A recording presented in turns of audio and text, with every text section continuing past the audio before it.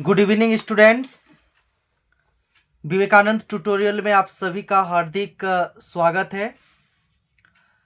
जैसा कि आप लोग जानते हैं, क्लास 10 का परीक्षा नज़दीक है और उसी के बेसिस पर क्लास 10 के लिए आज हम कुछ केस बेस्ड सवाल लेकर के आए हैं।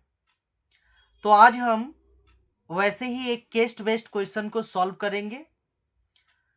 ये जो क्वेश्चन दिया हुआ है क्वेश्चन नंबर 38 में, इसमें क्या कहा गया है इसके बारे में थोड़ा बता दूं। A baby tent house is drawn come true for the little princess. It was her birthday gift. And look at the way she is enjoying herself inside the tent house placed in the garden. The tent house is cylindrical in shape with a conical top and is made of high quality water resistance fabric. The diameter of the base of the cylindrical portion is 7 feet and the total height of the tent is equal to its diameter. The height of the cylindrical portion is 4 feet. तो ये सवाल हमसे पूछा गया है। एक tent house है, अगर हम यहाँ पर देख पा रहे, उसका जो बेस है वो सिलिंड्रिकल पोर्शन का बना हुआ है और ऊपर में एक कॉनिकल टॉप है और इसी के बेसिस पर हमसे कुछ सवाल पूछे गए हैं और उसका आंसर हमें बताना है। ये जो टेंट हाउस है, इस टेंट हाउस का टोटल जो हाइट है वो 7 फीट दे करके रखा है, जो कि सिलिंड्रिकल बेस का डायमीटर के इक्वल है और इसका जो सिलिंड्रिकल पोर्शन है उसका हाइट 4 फीट दिया गया है। तो इसी क्वेश्चन के बेस्ड पर, इसी फिगर के बेस्ड पर कुछ सवाल दिए हैं जिसको हम लोग अभी सॉल्व करने वाले हैं। तो ये रहा टेंट हाउस, कुछ इस प्रकार से बना है। इस टेंट हाउस का टोटल हाइट जो है वो 7 फीट है और इसका डायमीटर भी 7 फीट का ही है, लेकिन ये जो सिलिंड्रिकल पोर्शन दिया है, इस सिलिंड्रिकल पोर्शन का हाइट 4 फीट दिया गया है। तो हमसे पहला सवाल पूछा गया है कि the surface area of the cylindrical portion of the tent is. ये जो सिलिंड्रिकल पोर्शन है यहाँ पर, इस सिलिंड्रिकल पोर्शन का सरफेस एरिया क्या होगा। अगर हम इस सिलिंड्रिकल पोर्शन को देखें तो ऊपर वाला पोर्शन तो है ही नहीं, क्योंकि वो तो खाली रहता है, और नीचे वाला जो फील्ड है, नीचे ये टेंट हाउस इस वजह से नीचे तो ग्रास वगैरह रहेगा, तो नीचे वाला पोर्शन भी नहीं है, सिर्फ ये वाला पोर्शन यहाँ पर प्रेजेंट है, ये वाला सरफेस, और इस सरफेस को कहा जाता है curve surface area of cylinder. तो हमें क्या करना है, इस सिलेंडर का कर्व सरफेस एरिया निकाल करके दिखाना है।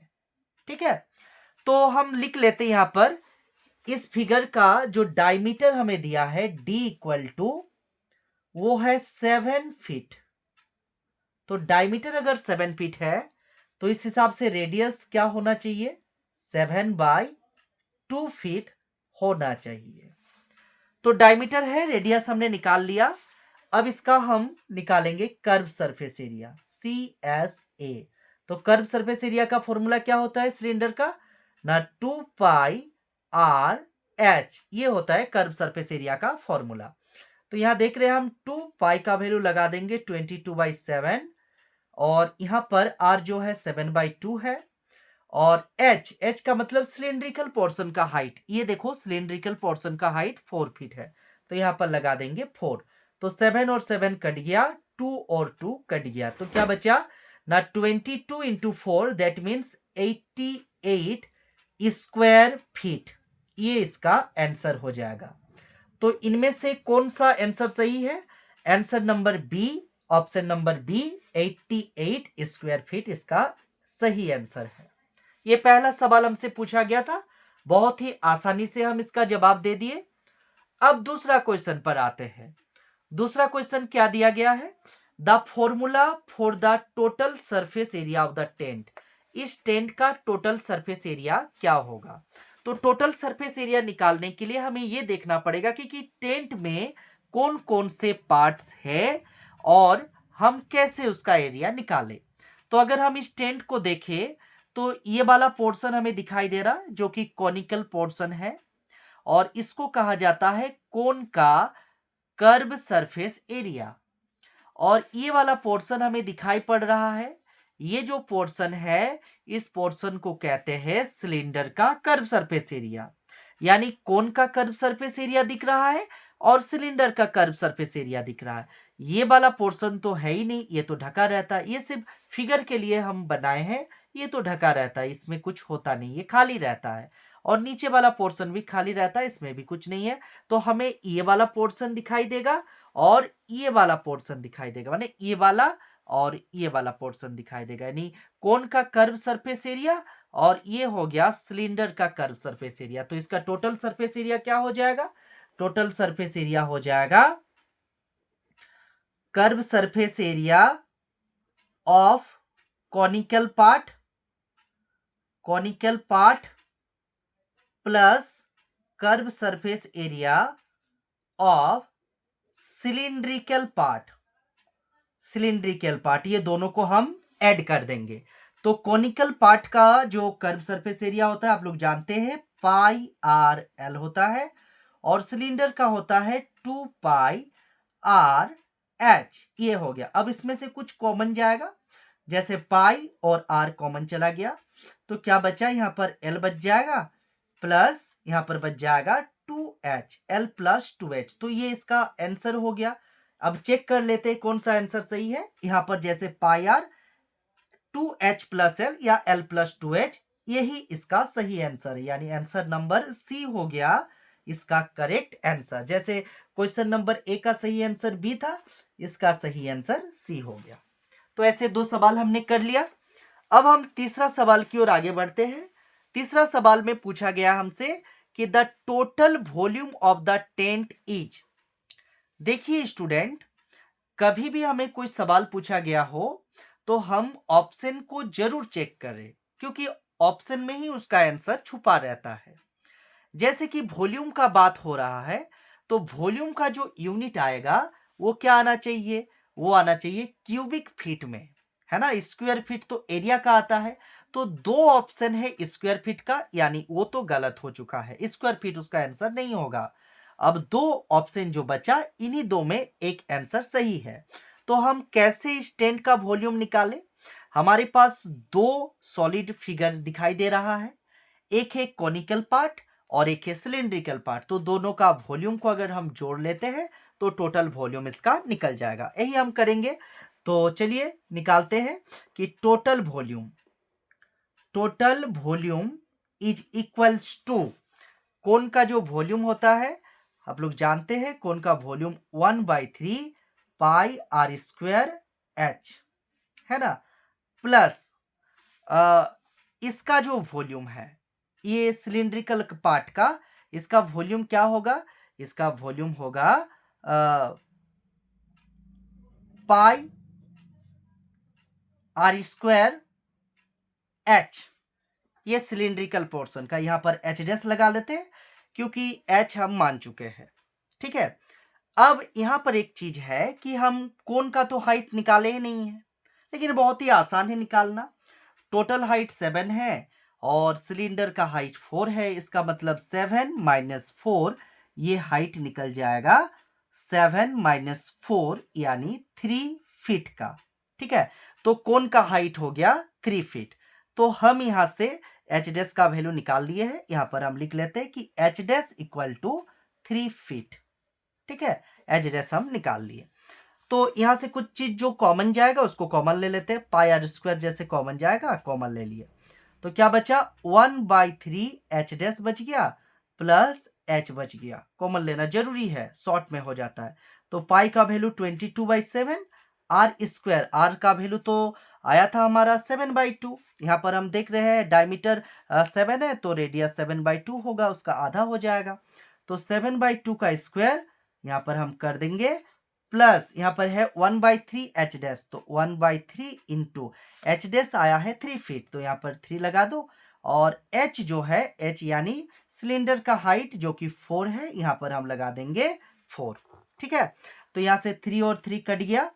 इसको अगर सॉल्व किया जाए तो 22/7, 7 का स्क्वायर होता है 49, 2 का स्क्वायर होता है 4, और यहाँ पर बच गया 1 + 4। ठीक है, 1 + 4 बच गया।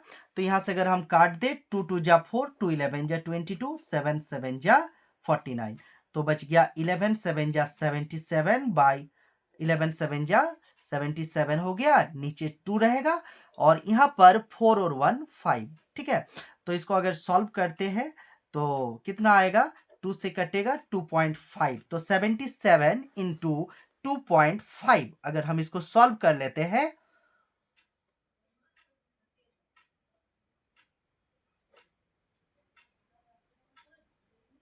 192.5 इसका सही आंसर आ रहा है।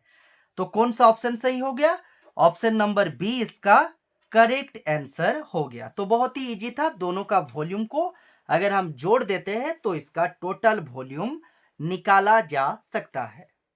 इसके बाद लास्ट क्वेश्चन है हमारा कि the ratio of volume of air contain in cylinder portion to the volume of air contain in the conical portion of the tent, यानी इस सिलिंड्रिकल पोर्शन और इस कोनिकल पोर्शन में एयर का वॉल्यूम का रेशियो क्या होगा। तो दोनों का वॉल्यूम का रेशियो हम कर देंगे बहुत ही आसानी से।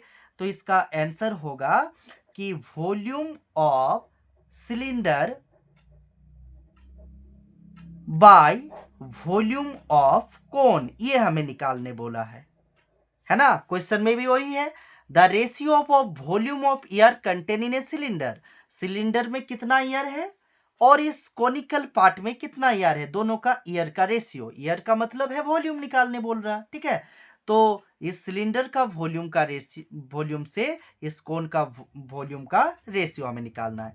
तो सिलेंडर का वॉल्यूम कैसे निकालते हैं, πr² h, और कोन का वॉल्यूम निकालते हैं 1/3 πr²। इसका जो हाइट है वो हमने h डैश माना तो h डैश हो जाएगा।